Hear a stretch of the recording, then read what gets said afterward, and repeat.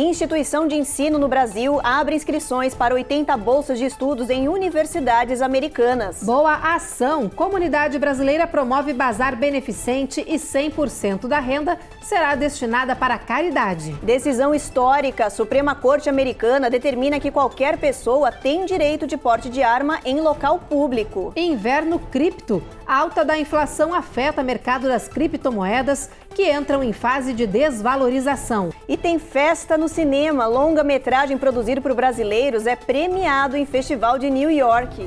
Primeiro a gente parou de se olhar.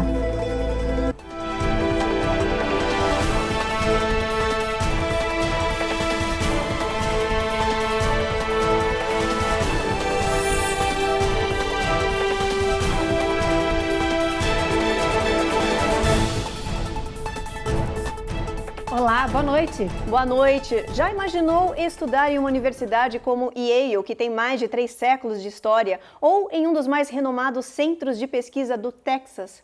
Pois é, tudo isso com as despesas pagas. Isso sim é uma notícia boa, hein, Ruth? Olha só, a Comissão Fulbright Brasil abriu inscrição para 80 bolsas de estudos em universidades de peso aqui dos Estados Unidos. Quem traz todos os detalhes pra gente é a Carla Marinho. O intercâmbio é exclusivo para quem mora no Brasil. Os cursos são para o ano acadêmico dos Estados Unidos, que começa em agosto de 2023. O tempo de duração vai depender do programa que você escolher. Pode ser 4 meses para professores e até 9 para estudantes. É preciso ficar atento às instruções que são específicas para cada um dos 12 programas disponíveis. Para bolsas de estudo na Universidade Yale, por exemplo, é preciso ter doutorado, 10 anos de experiência profissional na área de ciências humanas, sociais, artes e inglês fluente. Sobre os custos, não se preocupe. Uma vez selecionado para a bolsa de estudo, você pode receber benefícios de até $30 mil, tudo para cobrir as despesas de passagem aérea e a vida nos Estados Unidos. A universidade vai fornecer também o visto conhecido como J1, que permite a entrada e a permanência aqui no país. Para se inscrever, basta entrar no site da organização, é de graça. Lembre-se de verificar os critérios para se qualificar e boa sorte. E no próximo final de semana, a comunidade brasileira em Deerfield Beach, na Flórida, vai promover um tradicional bazar. Mas a edição desse ano vai ser diferente, né, Ruth? Exatamente. Olha, todo o valor arrecadado com o evento será revertido para 4 diferentes instituições de caridade que ajudam imigrantes aqui nos Estados Unidos. O bazar estará recheado de roupas, bolsas e sapatos novos ou seminovos, que chegaram até o bazar através de doações. Tudo será revendido a baixo custo, por 10, 20 e 30 dólares. O evento terá comes e bebes e presença de um DJ. Para participar, é preciso pagar 20 dólares pelo ingresso.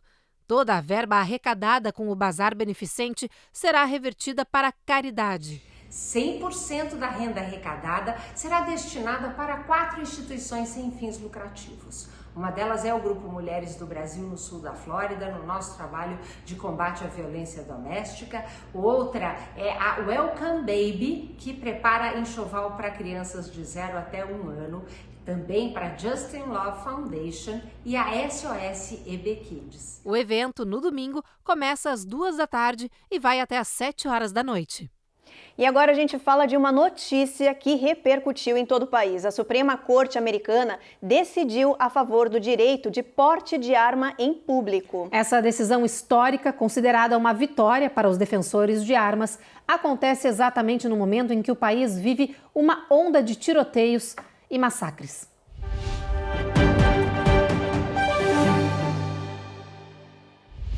A determinação da Suprema Corte está sendo considerada a maior expansão dos direitos de armas em uma década. Isso deve mudar várias leis estaduais que restringem pessoas armadas fora de casa. Essa medida foi aprovada depois que 2 homens recorreram à Suprema Corte por terem o pedido de porte de armas em público negado por instâncias inferiores em New York.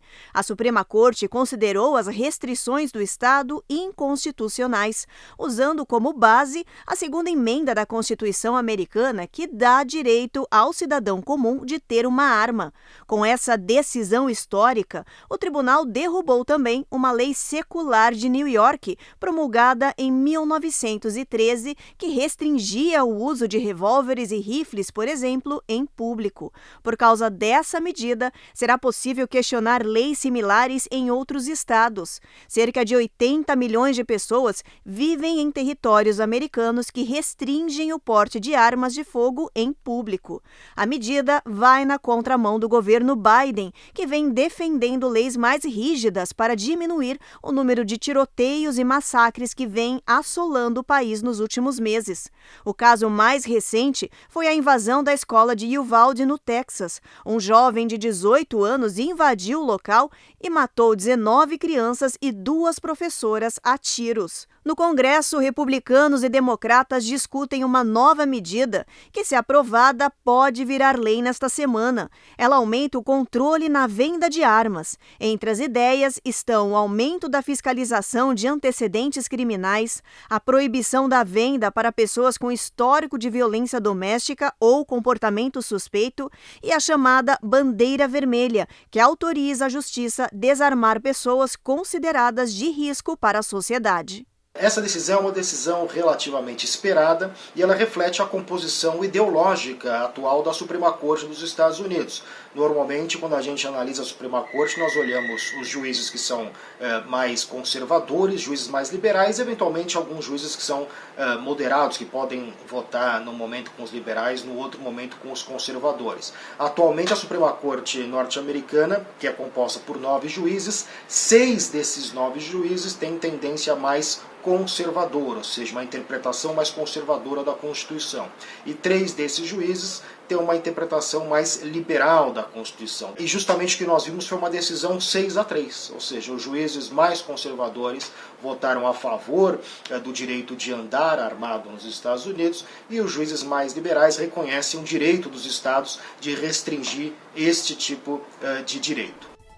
Agora a gente faz uma pausa para o comercial e na volta tem mais notícias. A gente fala sobre economia, sobre a queda do mercado das criptomoedas. E acreditem, a inflação alta está afetando até os animais. A alta dos preços anda fazendo muitos pets que foram adotados durante a pandemia serem devolvidos para abrigos. A gente volta em instantes.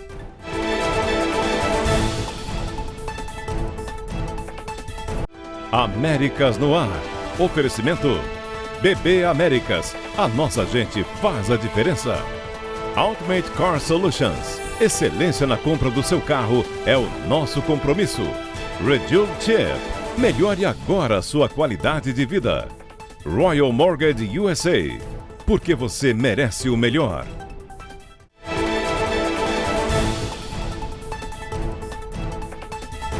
Atenção, brasileiros que investem em criptomoeda. O mercado está sendo fortemente impactado pela alta inflação aqui nos Estados Unidos e as criptos estão em valor de queda acentuada. Segundo especialistas, o momento é de atenção. Hoje, as criptomoedas apresentam cotações de, no mínimo, 50% abaixo de suas máximas históricas. Olha o exemplo do Bitcoin, por exemplo. Depois de bater máxima de quase $69 mil em novembro do ano passado, já desvalorizou 60%. O momento é chamado de inverno cripto, um termo usado para se referir a longos períodos de quedas consecutivas em que os ativos não conseguem ensaiar uma reação. O catalisador do choque atual das criptomoedas foi a divulgação recente do Índice de Preços ao Consumidor dos Estados Unidos, que saltou 8,6% na comparação anual de maio e subiu ao maior patamar desde dezembro de 1981. Com a alta dos preços no país, os investidores ficaram receosos. Estão com medo de que a escalada inflacionária resulte em uma estagflação, ou seja, período de crescimento econômico lento combinado com a inflação alta. Hoje, a estimativa do mercado financeiro é de que a taxa básica de juros nos Estados Unidos atinja um pico acima de 4% ao ano em 2023, mais que o dobro da faixa atual. Em um ambiente como esse, não teve jeito. O mercado de criptomoedas foi afetado. Com isso, especialistas dizem que o momento exige ainda mais conhecimento e cuidado. É preciso ter muita cautela daqui para frente com as moedas, porque existe muita incerteza no mercado, mas também é preciso olhar projetos que possam ser promissores dentro do mercado das criptomoedas. A gente sabe que a Bitcoin, que é a mais famosa, ela é um pouco ineficiente em termos de eletricidade, né? Gasta-se muito para fazer uma transação de Bitcoin.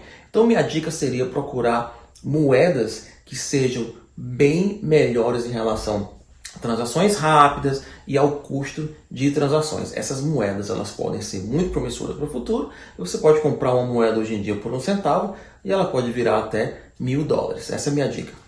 E ainda falando sobre economia, analistas dizem que a recessão à vista aqui nos Estados Unidos pode prejudicar a recuperação econômica no Brasil. O que significaria uma alta dos juros para os brasileiros, além de trocas comerciais reduzidas entre esses dois países. Especialistas dizem que pequenas desacelerações na economia americana já causam impactos em países emergentes como o Brasil, mas uma recessão seria capaz de mudar a dinâmica econômica no mundo todo. Além de uma alta nos juros global, a recessão elevaria as incertezas dos mercados, causando uma retirada de investimentos em grande escala dos países emergentes. Os analistas também dizem que o timing para a recessão americana é ruim para o Brasil, que sempre enfrenta instabilidade econômica em época de eleição presidencial. Instituições financeiras americanas, como o Goldman Sachs, o Citigroup e o Bank of America, já aumentaram as previsões em relação às chances de a maior economia do mundo entrar em contração no ano que vem. Eles estimam que hoje essa possibilidade já varia entre 30% e 40%. Bom, e essa inflação alta ainda anda afetando aí a vida dos animais. Acreditem, muitas pessoas que adotaram os bichinhos durante a pandemia estão devolvendo os animais, alegando falta de condições de cuidar de cães e gatos. A Julie, gerente de um abrigo de Iowa, diz que recebe ligações todos os dias de pessoas que querem devolver os animais. People call us every day wanting to surrender their animal. Mas com o alto número de devoluções, o abrigo está ficando lotado. Em breve não haverá mais espaço para receber os animais. Além disso, os custos estão subindo. Com tantos pets devolvidos, hoje os gastos mensais do espaço apenas com veterinários passa de $6.000. As pessoas chegam aqui envergonhadas e pedem desculpas. Dizem que simplesmente não podem arcar com os custos para manter os animais em bom estado de saúde, diz Julie. Segundo a Liga de Resgate de Animais de Iowa, com a economia indo mal e com os preços nas alturas, os tutores de pets estão lutando com os custos para manter os animais, o que inclui gastos com alimentação e veterinário. Para ativistas da causa animal, a situação é revoltante e nenhum animal deveria ser abandonado por qualquer motivo. Acho que a partir do momento que você decide ter um animal, decide cuidar, então é importante que você tenha essa responsabilidade de assumir, né? É como um filho, não tem como você voltar atrás. Embora hoje aconteça muito isso, né? Algumas pessoas voltarem atrás também nisso, que é um absurdo, mas eu acho que é uma questão de responsabilidade muito grande. Por isso que tem que ser muito bem pensada essa decisão. Bem, eu não tenho animais, mas se eu tivesse, eu não devolveria. Mesmo porque a cidade nem te cobra pelo animal, eles te doam o animal. E a inflação não é essa coisa toda. Se a gente lembrar que nós no Brasil temos inflação que vai 5 ou 6 vezes mais do que eles têm aqui, é só coisa mesmo de quem realmente não quer o animal, né? Se você quer o animal, mantenha, os bichinhos são tão amorosos. É uma grande responsabilidade, né, Ruth? Animal não é coisa, né? Então tem que ter essa responsabilidade com a adoção, porque a gente não pode devolver um ser vivo. É um animalzinho, né? Parte da nossa família não é coisa, bicho não é coisa. Não dá para devolver, eu concordo com você. Não é algo que você pega e devolve, não gostei. Não faz sentido. A gente entende o momento de crise, as dificuldades financeiras, mas é isso, a gente não pode devolver um ser. Imagina, além de tudo, esses animais se apegam às pessoas. Não é possível que essas pessoas não se apeguem a esses bichos e simplesmente vão lá e falem, quero devolver. Não entra na minha cabeça isso. Não é a escolha certa, né? Dá para tentar economizar de outras formas, mas não devolver o animalzinho de estimação.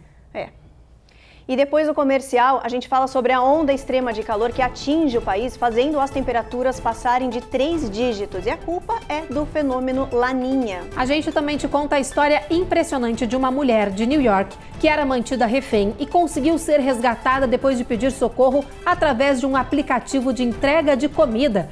Todos os detalhes dessa história em instantes.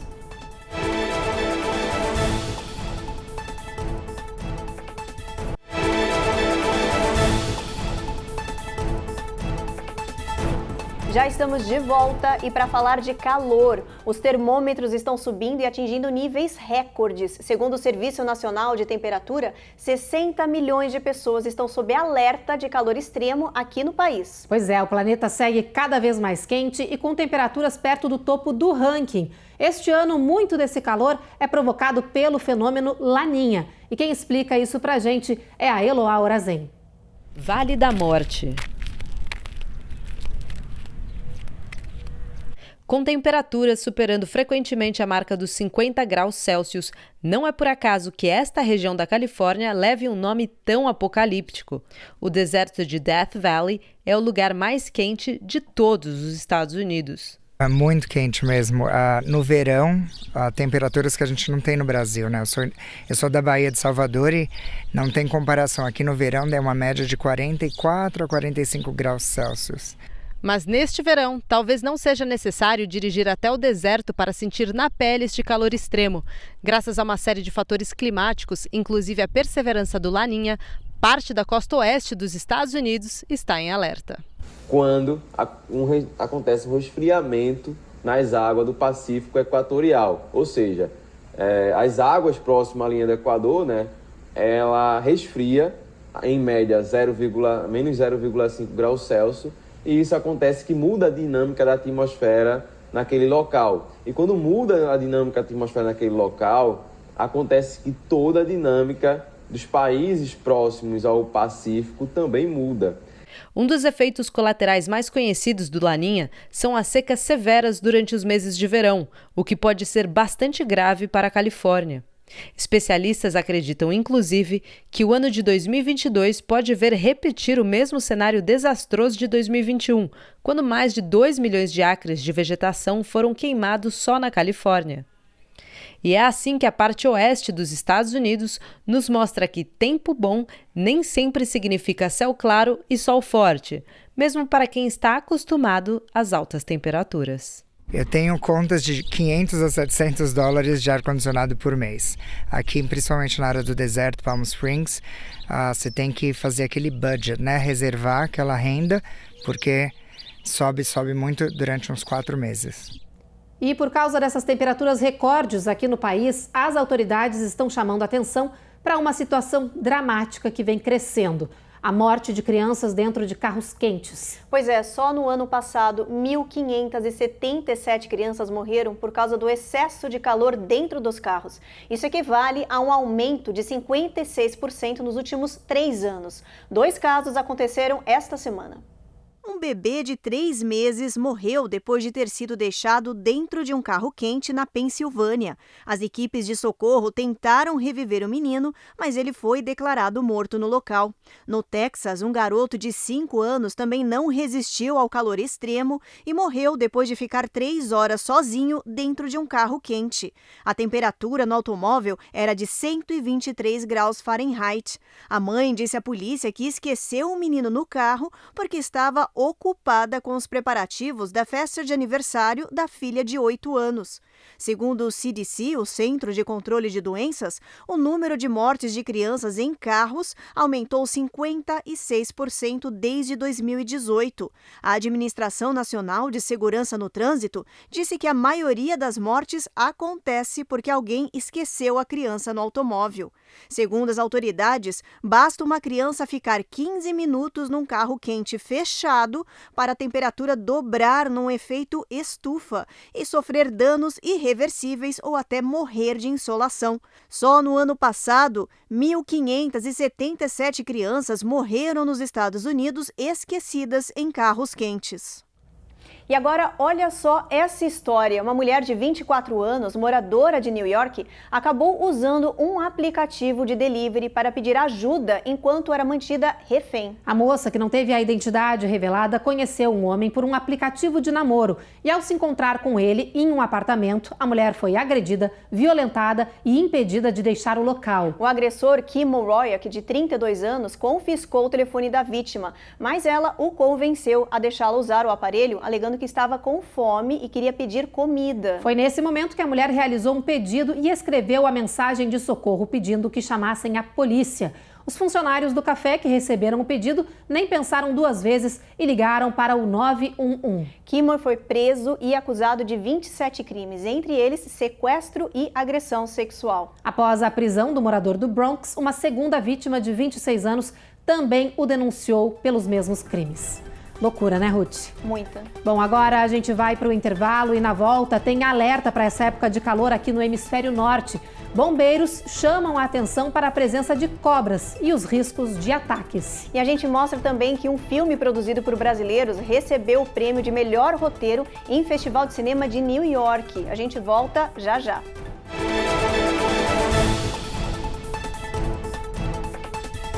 Américas no ar. Oferecimento BB Américas. A nossa gente faz a diferença. Ultimate Car Solutions. Excelência na compra do seu carro é o nosso compromisso. Reduce Chip. Melhore agora a sua qualidade de vida. Royal Mortgage USA. Porque você merece o melhor.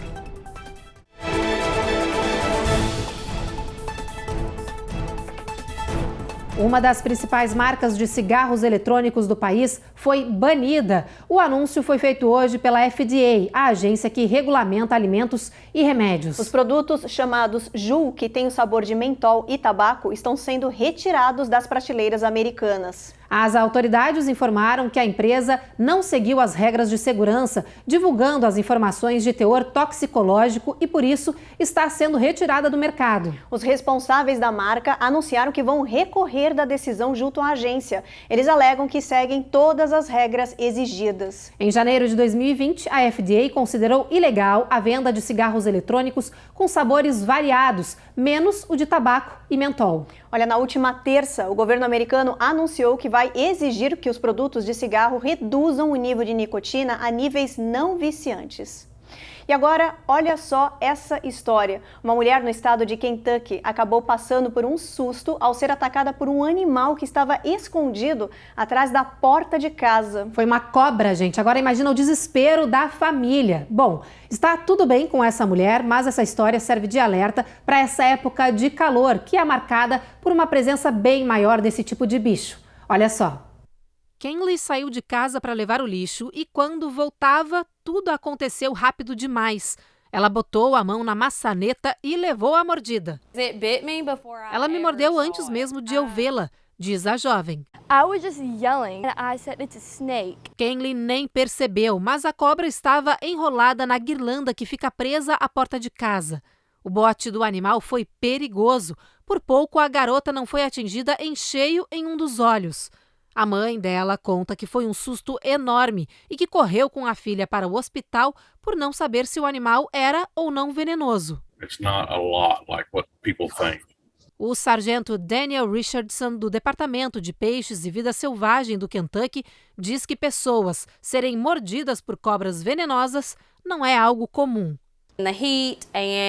Eu tenho certeza que por causa do calor e do paisagismo da casa, essa cobra só estava ali procurando um lugar fresco para se esconder, diz a mãe de Kenley, que também explicou que a cobra que mordeu a filha, ainda bem, não era venenosa. Os bombeiros alertam que em épocas de calor forte é muito mais comum encontrar cobras nos quintais ou até mesmo dentro de algumas casas. Como não há muito o que fazer para escapar de dar de cara com uma delas, a dica principal é sempre olhar por onde anda e chamar o socorro. I'm definitely gonna take a double look before I walk outside. E olha, ainda nesse assunto de cobra, o governador da Flórida abriu inscrições para a caça a piton, uma cobra considerada invasora aqui no estado. Esse evento é anual e visa controlar a população dessa espécie que vem se reproduzindo acima do normal e ameaçando o Parque Nacional Everglades. A Cone Rocha traz todas as informações pra gente. Essas cobras são uma ameaça para a Flórida, não são naturais do estado e são consideradas invasivas. Hoje, o Parque Nacional de Everglades é a maior reserva pantanosa do estado, com inúmeras cobras piton. Essa espécie é uma ameaça ao meio ambiente. Um estudo do US Geological Survey revelou que a passagem do furacão Andrew na Flórida em 92 gerou a invasão dessas cobras piton birmanesas no Everglades, que dizimou populações nativas de mamíferos, aves e outros répteis. A caçada às cobras começa no dia 5 de agosto e termina no dia 14 de agosto. Os prêmios incluem $2.500 para o maior número de pitons capturadas e $1.500 para a cobra mais longa. O desafio Piton do ano passado envolveu mais de 600 pessoas de 25 estados americanos. O vencedor do primeiro prêmio capturou 223 pitons e o vencedor do segundo prêmio capturou uma cobra com mais de 4,5 metros de comprimento. Para participar do desafio, a pessoa deve fazer um registro no site flpitonchallenge.org e completar um treinamento online. Bom, e além das cobras, hoje, agora há pouco, o governo daqui da Flórida também liberou a caça às iguanas. Pois é, iguana, cobra, crocodilo, que a gente também já deu aqui no jornal. Qual que vai ser o próximo bicho agora, né? Tá difícil. Isso mostra aí um desequilíbrio da natureza e o governo tentando controlar de alguma forma. Sim, totalmente um desequilíbrio total. E é justamente essa liberação da caça é para controlar essa população que está acima do normal. Mas é complicado, né? Tanta caça assim ao mesmo tempo. É um assunto polêmico, né? Olha, eu sei que atrai gente caçador dos Estados Unidos inteiro para cá. Exatamente. Bom, vamos lá então, vamos ver como é que vai estar a previsão do tempo amanhã, para a gente saber se vai estar sol, se vai estar chuva. Vamos dar uma olhada? Olha, Boston, tempo encoberto, mínima de 63 graus. Nova York, tempo encoberto também, mínima de 68, máxima de 80. Miami, sol, máxima de 88, mínima de 77 graus Fahrenheit. Dallas, sol forte, máxima de 103, mínima de 80. Um pouco mais acima no mapa, em Seattle, Washington, sol forte, máxima de 72, mínima de 54 graus Fahrenheit. Olha, São Francisco, sol forte também, máxima de 72 aí. Los Angeles, sol forte, 87 graus, onde está Eloá, lá no deserto. E Las Vegas, 104 graus Fahrenheit a máxima. Muito calor, né, Evelyn? Muito calor e subindo. Eloá, inclusive, que trouxe uma matéria muito importante sobre esse calor extremo, né, lá no deserto. Muito importante. E olha, antes de terminar o jornal, a gente tem uma última notícia e muito boa para a comunidade brasileira, né, Evelyn? É isso mesmo, Ruth. Um filme produzido por brasileiros ganhou um prêmio em um festival de cinema de New York. A Carolina Camargo traz todos os detalhes.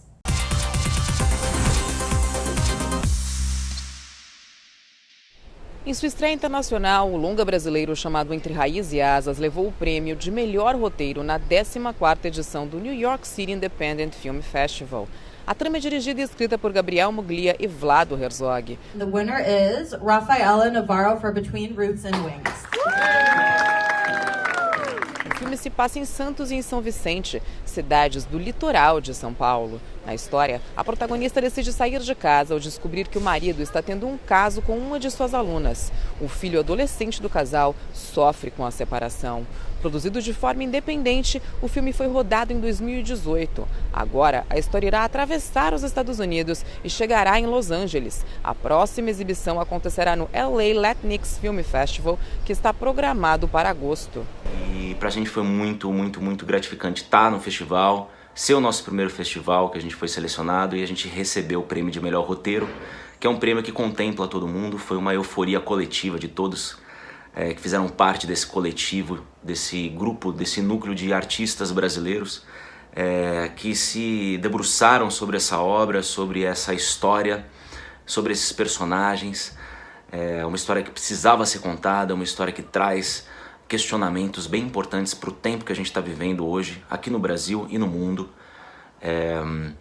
E para a gente é muito bom e a gente fica muito feliz, né, com tudo isso que está acontecendo. A gente está super feliz com a repercussão desse prêmio, tem ajudado muito na divulgação do filme. É um filme de baixíssimo orçamento, por isso a gente ainda não tem distribuição e a nossa luta é ir para as salas de cinemas, é ir para os streams, é que todos possam ver. E aí esse prêmio está ajudando muito. A gente acaba de receber a notícia também que a gente foi selecionado no Festival Latino de Los Angeles, que a gente acha que vai contribuir muito para a obra. A obra é uma obra linda, maravilhosa, sensível, que espero que todos possam ver. Que bonitinhos, felizes eles, mas a gente também, né, Ruth, de trazer essa notícia aqui no jornal e também por ter a presença do Gabriel e do Vlado aqui. Um orgulho de ser brasileira. Orgulho com toda certeza. A gente deseja todo o sucesso para vocês. A gente sabe que vocês vão concorrer a um outro prêmio aí em Los Angeles. A gente está na torcida, né, Evelyn? Com certeza, vai dar Brasil. Ó, dedos cruzados aqui, vai dar certo. Então, olha, o Jornal Américas no Ar termina aqui. A gente espera vocês amanhã às 7h30 da noite. Vocês sabem, logo depois do Cidade Alerta. E agora vocês ficam com a série imperdível Todas as Garotas em Mim. Até amanhã. Boa noite.